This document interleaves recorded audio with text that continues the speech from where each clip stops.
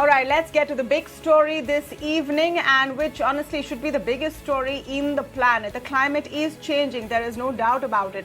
We have seen unnatural and bizarre climatic conditions around the world in the last year, whether it's forest fires that rage on, whether it's droughts, whether it's incessant very heavy rains leading to landslide and floods. Climate change is now claiming lives, and an IPCC meeting by a UN-backed organization earlier this year, a report from them actually called it Code Red. That's where we are right now. World leaders have gathered as we speak at Glasgow to talk about how they can make a difference. There will be aim to reduce carbon emissions. The IPCC report says the Earth must go net carbon emissions zero by 2050 if we have a fighting chance. We have to halve our carbon emissions by 2030 if we have a fighting chance. But this is easier said than done, because while developed nations are very eager to put the burden of this on developing nations say that they cannot undertake these strict rules, considering that the major polluters have been OECD and developing nations all this year. It's our time to grow. We cannot curtail our growth or mortgage our future, as one expert put it. So India is going to go into this meeting talking about climate justice as well, saying that as we grow, where is the transfer of technology? Where is the funding that was promised as far back as the Paris Agreement? What is happening there? It's going to be the most important meeting in the world, because this is the one that determines our futures. And I'm not over exaggerating this point. Look around you and you know that climate change is impacting you one way or the other. The summers are hotter, the winters are colder, the rain is erratic, and it is all making a difference. So what can we hope to see? Remember, we're waiting for Prime Minister Modi to speak in just a short while from now. You have the French Premier Macron speaking right now, and we're showing you live visuals as we go along. But I'm joined by a very special guest today. Sunita Narain of CSE joins us on the show. Sunita, great to have you on the show. Absolute pleasure to have you on the India Development Debate. Let me begin by getting your take on India's position on climate justice. Do you think that's the right approach? I think India's position on climate justice is absolutely right, Tamanna. The fact is, climate change is about a gas which has a very long residence time in the atmosphere.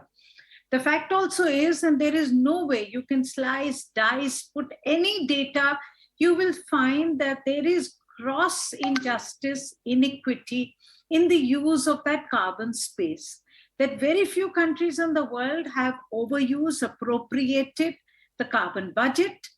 That is the large OECD countries, and then now, of course, China, and that there is no space for the rest to develop. Now, the point about climate justice, it's not a moral issue only, it's an imperative. The fact is, if the rich polluted in the past, the poor will pollute in the future, because they need development. So the big challenge in front of the world is really how can their development be transformed so that it is low carbon. That is why the question about money, that is why the question about technology. This is not charity. This is not a moralistic debate, or that you did it in the past and that we must be allowed to do it in the future. This is about the reality.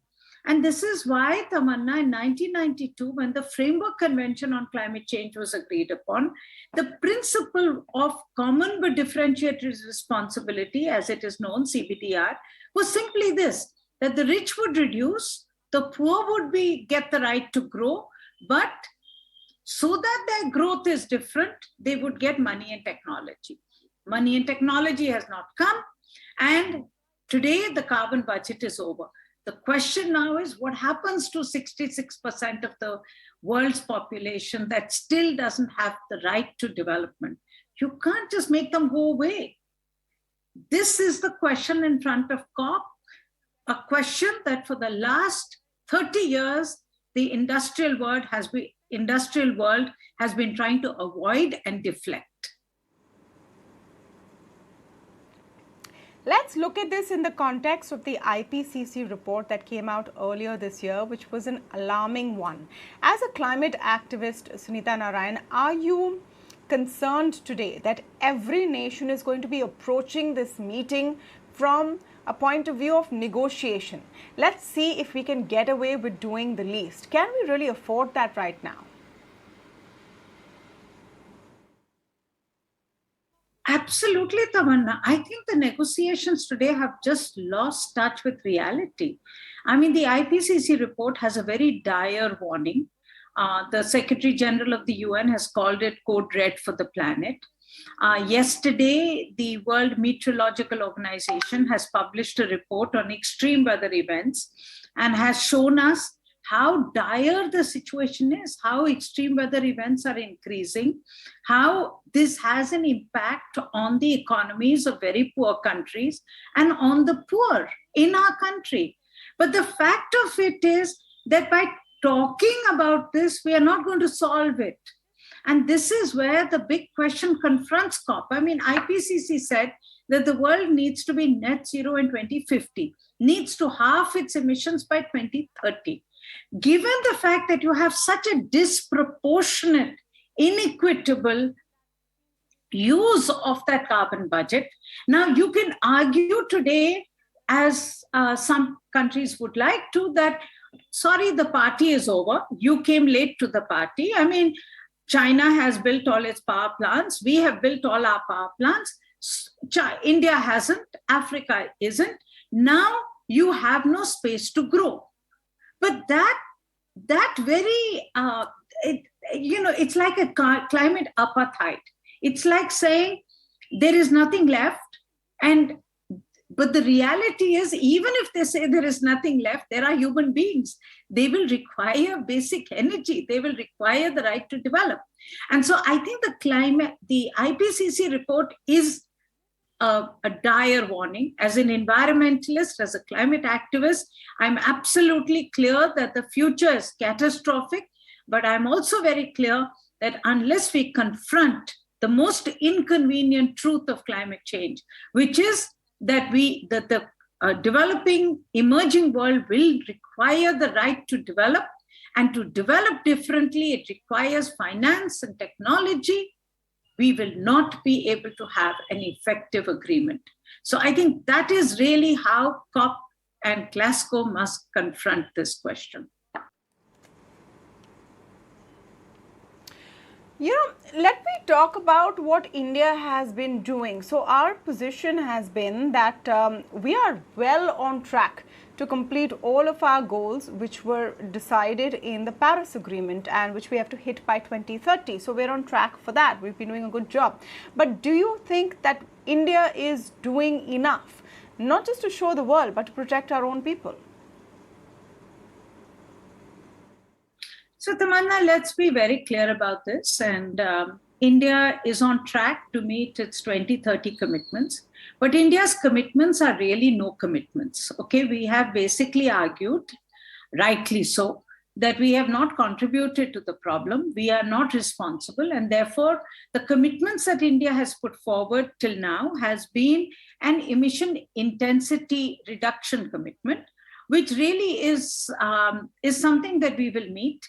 And it's really not a big deal. So I think we should stop boasting about it or, telling ourselves that we are doing great. We are doing great because we don't have to do anything. That's the bottom line of it. Now, in my view, India must do more, and must do more not because of its responsibility or because it is required to do so. It must do more because it is in its own best interest. It has to do more because of the co-benefits that a low carbon future will bring to its own environment, to its own health, and to its energy security.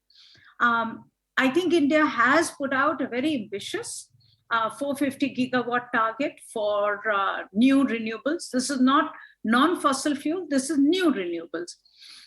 China's target, as you know right now, is 1,200 gigawatts by 2030. Given the scale of China, given the scale of India, I think it is laudable that we put out this target. In fact, if you calculate India's new renewable, new non-fossil fuel energy generation, which is hydel, plus solar, plus wind, is actually higher than China as a percentage. We're about 21% of our energy generation in 2019, which is comparable to China, was about 19-20%. So I think India has put out a target. Now, Tamanna, the big question is, will we get there? Will we reach it? I think there is a lot of, in my view, there is a lot of talk about renewables. It's wonderful to see the big investment coming from the big industry, whether it's Adani's, the Tatas, the Reliance, all in renewables. But I still think we have got a huge policy challenges when it comes to new energy systems. We have a huge issue of energy poverty. We have a massive challenge of fixing our discoms.